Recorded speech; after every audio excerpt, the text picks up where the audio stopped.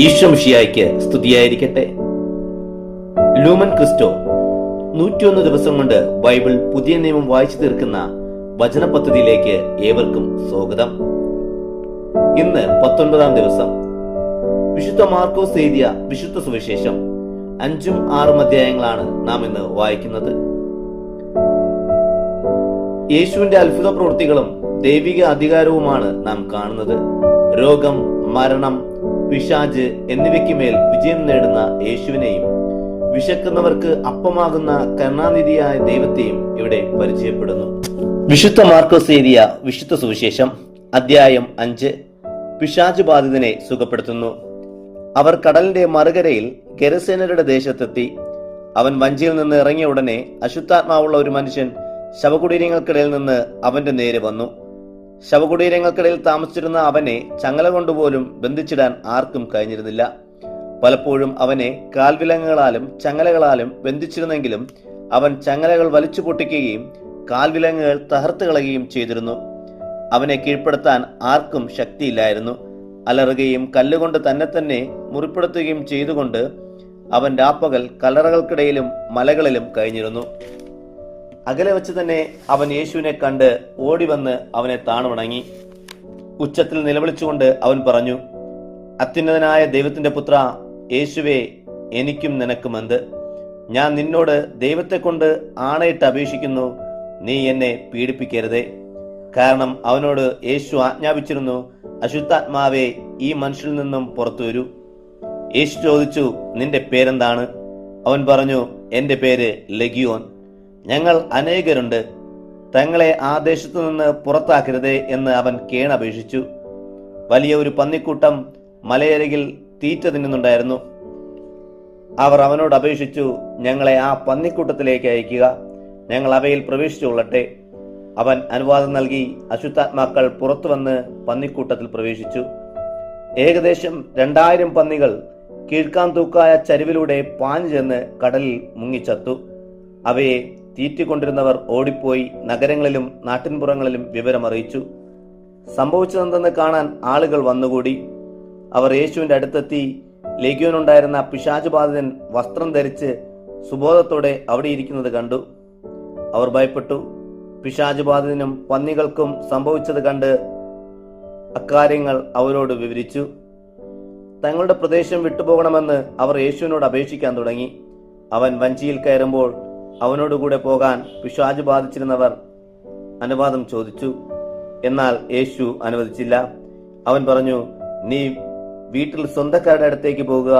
കർത്താവ് നിനക്ക് വേണ്ടി ചെയ്തതൊക്കെയും നിന്നോട് കരുണ കാണിച്ചതും അവരെ അറിയിക്കുക. അവൻ പോയി യേശു തനിക്ക് വേണ്ടി ചെയ്തതൊക്കെ ദെക്കപ്പോളിസിൽ പ്രഘോഷിക്കാൻ തുടങ്ങി. എല്ലാവരും അത്ഭുതപ്പെട്ടു. ജായറോസിന്റെ മകൾ രക്തസ്രാവക്കാരി. യേശു വീണ്ടും വഞ്ചിയിൽ മറുകര എത്തിയപ്പോൾ ഒരു വലിയ ജനക്കൂട്ടം അവന് ചുറ്റും കൂടി. അവൻ കടൽ തീരത്ത് നിൽക്കുകയായിരുന്നു. അപ്പോൾ സിനഗോഗാധികാരികളിൽ ഒരുവനായ ജായറോസ് അവിടെ വന്നു. അവൻ യേശുവിനെ കണ്ട് കാൽക്കൽ വീണ് അവനോട് കേണപേക്ഷിച്ചു, എന്റെ ഓമന മകൾ മരിക്കാറായി കിടക്കുന്നു. അവൾ സൗഖ്യം പ്രാപിച്ച് ജീവിക്കാനായി അങ്ങ് വന്ന് അവളുടെ മേൽ കൈകൾ വയ്ക്കണമേ.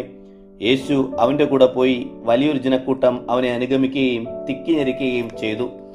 12 വർഷമായി രക്തസ്രാവമുള്ള ഒരു സ്ത്രീ ഉണ്ടായിരുന്നു. പല വൈദ്യന്മാരിൽ നിന്നും ഏറെ കഷ്ടപ്പാടുകൾ സഹിക്കുകയും അവൾക്കുള്ളതെല്ലാം ചിലവഴിക്കുകയും ചെയ്തിട്ടും പ്രയോജനപ്പെട്ടില്ലെന്ന് മാത്രമല്ല, കൂടുതൽ മോശമാവുകയുമാണ് ചെയ്തത്. യേശുവിനെ കുറിച്ച് കേട്ടിരുന്ന അവൾ ജനക്കൂട്ടത്തിനിടയിലൂടെ അവന്റെ പിന്നിൽ ചെന്ന് വസ്ത്രത്തിൽ തൊട്ടു. കാരണം അവൾ പറഞ്ഞിരുന്നു, അവന്റെ വസ്ത്രത്തിൽ ഒന്ന് തൊട്ടാൽ മാത്രം മതി, ഞാൻ സുഖം പ്രാപിക്കും. ഉടനെ അവളുടെ രക്തസ്രാവം നിലച്ചു. തന്റെ വ്യാധിയിൽ നിന്ന് സുഖം പ്രാപിച്ചിരിക്കുന്നെന്ന് അവൾക്ക് ശരീരത്തിൽ അനുഭവപ്പെട്ടു. ഉടനെ യേശു തന്നിൽ നിന്ന് ശക്തി പുറപ്പെട്ടെന്നറിഞ്ഞ് തിരിഞ്ഞ് ജനമധ്യത്തിൽ നിന്നുകൊണ്ട് ചോദിച്ചു, ആരാണ് എന്റെ വസ്ത്രത്തിൽ തൊട്ടത്? ശിഷ്യന്മാർ അവനോട് പറഞ്ഞു, ജനക്കൂട്ടം നിന്നെ തിക്കി ഞെരുക്കുന്നത് കാണുന്നില്ലേ? എന്നിട്ടും ആരാണ് എന്നെ തൊട്ടതെന്ന് നീ ചോദിക്കുന്നുവോ? ഇത് ചെയ്തത് ആരെന്ന് കാണാൻ അവർ ചുറ്റും നോക്കി. ആ സ്ത്രീ തനിക്ക് സംഭവിച്ചതറിഞ്ഞ് ഭയന്ന് വിറച്ച് വന്ന് അവന്റെ മുമ്പിൽ വീണു സത്യം മുഴുവൻ അവനോട് പറഞ്ഞു. അവൻ അവളോട് പറഞ്ഞു, മകളെ, നിന്റെ വിശ്വാസം നിന്നെ രക്ഷിച്ചിരിക്കുന്നു. സമാധാനത്തിൽ പോകുക, വേദിയിൽ നിന്ന് വിമുക്തമായിരിക്കുക. യേശു സംസാരിച്ചു കൊണ്ടിരിക്കെ സിനഗോഗ് അധികാരിയുടെ വീട്ടിൽ നിന്ന് ചിലർ വന്നു പറഞ്ഞു, നിന്റെ മകൾ മരിച്ചു. ഗുരുവിനെ ഇനിയും എന്തിനു ബുദ്ധിമുട്ടിക്കുന്നു? ആ വാക്ക് കാര്യമാക്കാതെ യേശു സിനഗോഗാധികാരിയോട് പറഞ്ഞു, ഭയപ്പെടേണ്ട, വിശ്വസിക്കുക മാത്രം ചെയ്യുക. പത്രോസും യാക്കോബും യാക്കോബിന്റെ സഹോദരൻ യോഹന്നാനും ഒഴികെ മറ്റാരും തന്നോട് കൂടെ പോരാൻ അവൻ അനുവദിച്ചില്ല. അവർ സിനഗോഗാധികാരിയുടെ വീട്ടിലെത്തി. അവിടെ ബഹളവും വിലാപവും ഉച്ചത്തിലുള്ള അലമുറയും അവർ കണ്ടു. അകത്ത് പ്രവേശിച്ച് അവൻ അവരോട് പറഞ്ഞു, എന്തിനാണ് നിങ്ങൾ ബഹളം വയ്ക്കുകയും വിലപിക്കുകയും ചെയ്യുന്നത്? കുട്ടി മരിച്ചിട്ടില്ല, ഉറങ്ങുകയാണ്. അവർ അവനെ പരിഹസിച്ചു. അവനാകട്ടെ അവരെല്ലാവരെയും പുറത്താക്കിക്കൊണ്ട് കുട്ടിയുടെ മാതാപിതാക്കന്മാരെയും തന്റെ കൂടെ ഉണ്ടായിരുന്നവരെയും കൂട്ടിക്കൊണ്ട് കുട്ടിയുടെ അടുത്തേക്ക് ചെന്നു. അവൻ കുട്ടിയുടെ കൈപിടിച്ചുകൊണ്ട് അവളോട് പറഞ്ഞു, തലിച്ചാക്കും, ബാലികെ എഴുന്നേൽക്കൂ എന്നർത്ഥം. ഉടനെ ബാലിക എഴുന്നേറ്റു നടന്നു. അവൾക്ക് 12 വയസ്സായിരുന്നു. അവർ അത്യന്തം ആശ്ചര്യപ്പെട്ടു. ആരും ഈ വിവരം അറിയരുതെന്ന് യേശു അവർക്ക് കർശനമായ ആജ്ഞ നൽകി. അവൾക്ക് ഭക്ഷിക്കാൻ കൊടുക്കുവിൻ എന്ന് അവൻ പറഞ്ഞു. വിശുദ്ധ മാർക്കോസ് എഴുതിയ വിശുദ്ധ സുവിശേഷം അധ്യായം 6. യേശു സ്വദേശത്ത് അവഗണിക്കപ്പെടുന്നു. യേശു അവിടെ നിന്ന് പോയി സ്വദേശത്ത് വന്നു. ശിഷ്യന്മാർ അവനെ അനുഗമിച്ചു. സാബത്തായപ്പോൾ അവൻ സിനഗോഗിൽ പഠിപ്പിക്കാൻ ആരംഭിച്ചു. അവന്റെ വാക്ക് കേട്ട അനേകം പേർ ആശ്ചര്യപ്പെട്ടു പറഞ്ഞു, ഇവന് ഇതെല്ലാം എവിടെ നിന്ന്?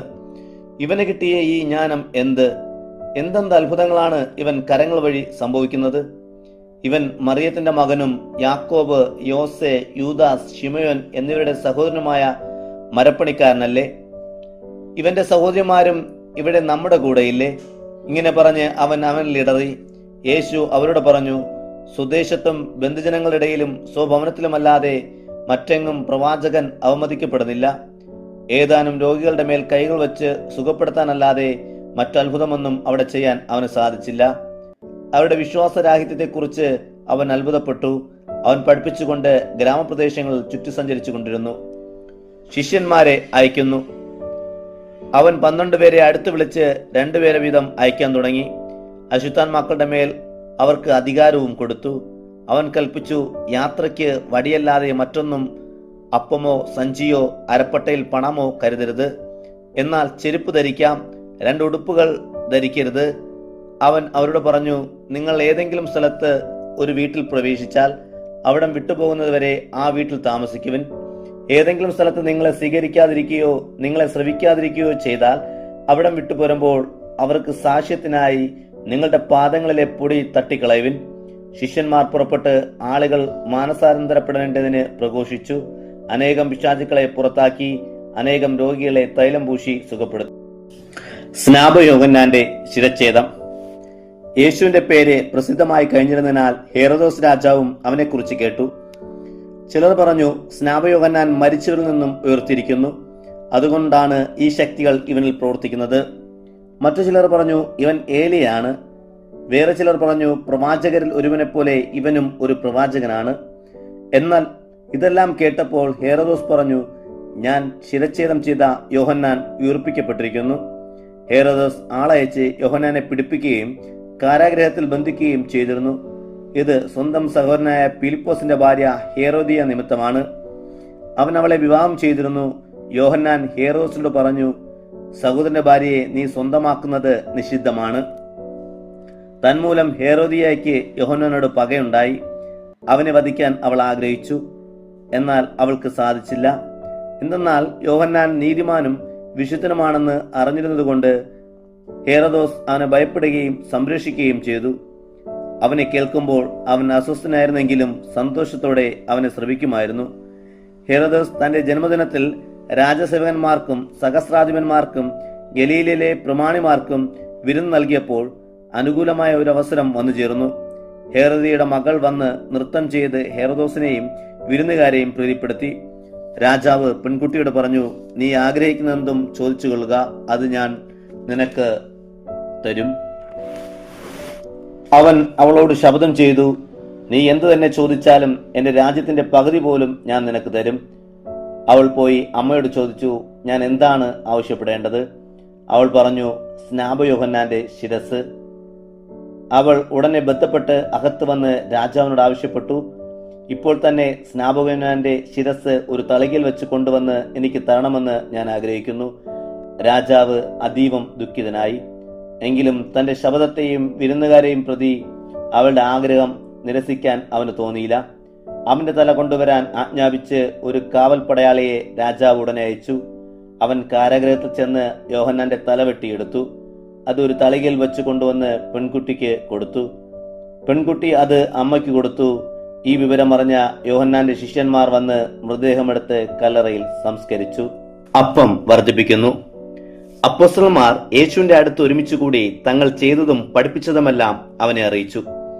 അവൻ അവരോട് പറഞ്ഞു, നിങ്ങൾ തനിച്ച് ഒരു വിജനസ്ഥലത്തേക്ക് വരുവിൻ, അല്പം വിശ്രമിക്കുവിൻ. എന്തെന്നാൽ അനേകം ആളുകൾ വരികയും പോവുകയും ചെയ്തുകൊണ്ടിരുന്നു. തന്മൂലം ഭക്ഷണം കഴിക്കാൻ പോലും അവർക്ക് അവസരമുണ്ടായിരുന്നില്ല. അവർ തനിച്ച് വഞ്ചിയിൽ ഒരു വിജനസ്ഥലത്തേക്ക് പോയി. അവൻ പോകുന്നത് പലർ കാണുകയും തിരിച്ചറിയുകയും ചെയ്തു. എല്ലാ പട്ടണങ്ങളിൽ നിന്ന് ആളുകൾ കരവഴി ഓടി അവർക്ക് മുൻപേ അവിടെ എത്തി. അവൻ കരക്കിറങ്ങിയപ്പോൾ വലിയൊരു ജനക്കൂട്ടത്തെ കണ്ട് അവരോട് അവന് അനുകമ്പ തോന്നി. കാരണം അവർ ഇടയനില്ലാത്ത ആടുകളെപ്പോലെയായിരുന്നു. അവൻ അവരെ പല കാര്യങ്ങളും പഠിപ്പിക്കാൻ തുടങ്ങി. നേരം വൈകിയപ്പോൾ ശിഷ്യന്മാർ അവന്റെ അടുത്ത് വന്നു പറഞ്ഞു, ഇതൊരു വിജനപ്രദേശമാണല്ലോ, സമയവും വൈകിയിരിക്കുന്നു. ചുറ്റുമുള്ള നാട്ടിൻപുറങ്ങളിലും ഗ്രാമങ്ങളിലും ചെന്ന് ഭക്ഷിക്കാൻ എന്തെങ്കിലും വാങ്ങാൻ അവരെ പറഞ്ഞയക്കുക. അവൻ അവരോട് മറുപടി പറഞ്ഞു, നിങ്ങൾ തന്നെ അവർക്ക് ഭക്ഷിക്കാൻ കൊടുക്കുവിൻ.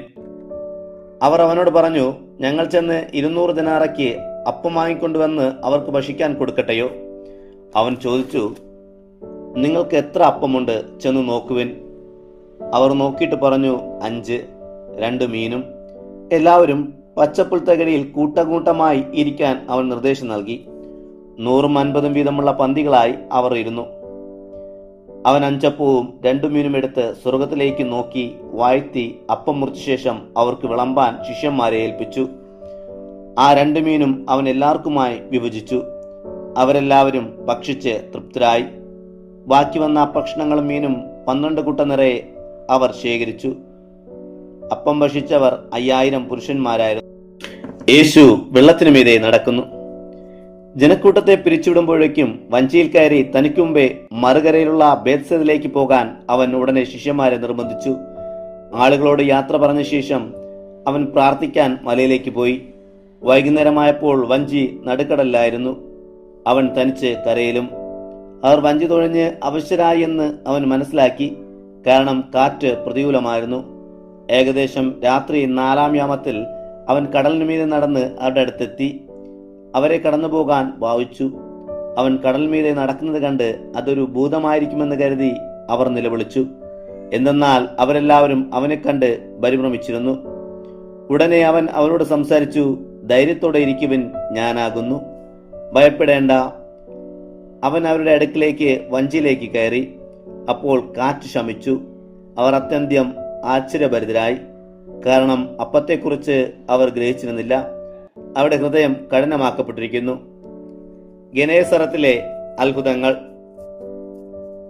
അവർ അക്കരെ കടന്ന് ഗെനസറത്തിലെത്തി വഞ്ചി അടുപ്പിച്ചു. അവർ വഞ്ചിയിൽ നിന്ന് പുറത്തിറങ്ങിയപ്പോൾ ആളുകൾ അവനെ ഉടൻ തിരിച്ചറിഞ്ഞു. അവർ സമീപ പ്രദേശങ്ങളെല്ലാം ഓടി നടന്ന് രോഗികളെ കിടക്കയിലെടുത്ത് അവനുണ്ടെന്ന് കേട്ടിടത്തേക്ക് കൊണ്ടുവരാൻ തുടങ്ങി. ഗ്രാമങ്ങളിലോ നഗരങ്ങളിലോ നാട്ടിൻപുറങ്ങളിലോ അവൻ ചെന്നിടത്തൊക്കെ ആളുകൾ രോഗികളെ കൊണ്ടുവന്ന് പൊതുസ്ഥലങ്ങളിൽ കിടത്തി. അവന്റെ വസ്ത്രത്തിന്റെ വിളിമ്പിലെങ്കിലും തൊടാൻ അനുവദിക്കണമെന്ന് അപേക്ഷിച്ചു കൊണ്ടിരുന്നു. അവനെ തൊട്ടവരെല്ലാം സുഖം പ്രാപിച്ചു. ഇന്നത്തെ വായന ഇവിടെ അവസാനിക്കുമ്പോൾ ഭയപ്പെടേണ്ട, വിശ്വസിക്കുക മാത്രം ചെയ്യുക എന്നതാണ് ഇന്നത്തെ സന്ദേശം. പ്രതിസന്ധികളിൽ തളരാതെ വിശ്വാസത്തോടെ യേശുവിനെ സമീപിച്ചാൽ ഏത് തടസ്സങ്ങളെയും അതിജീവിക്കാനും ദൈവിക സൗഖ്യം അനുഭവിക്കാനും നമുക്ക് സാധിക്കും. ദൈവത്തിന് മഹത്വം.